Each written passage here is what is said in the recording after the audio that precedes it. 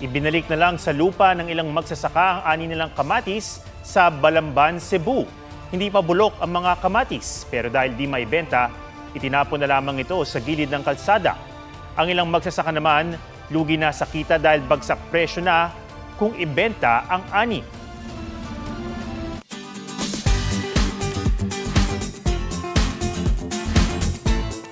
Walang budol pero umubra ang paninig ng isang estudyante na makatanggap daw sana ng bulaklak sa espesyal na okasyon. Ang ending, wala ng pagsidla ng mga kamay niya sa mga bulaklak na hilig. Pusuan na yan sa report ni Ian Cruz.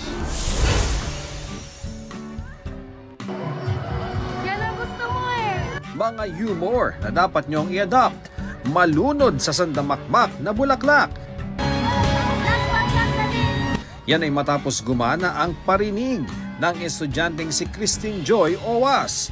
Baka lang naman daw kahit simpleng bulaklak, siya'y makatanggap sa araw ng kanilang moving up. At pinalitan pa nga ang pangalan ng kanilang group chat ng date ng ceremony to remind them gently. Hanggang sa Yan ang gusto mo eh. wish granted nga.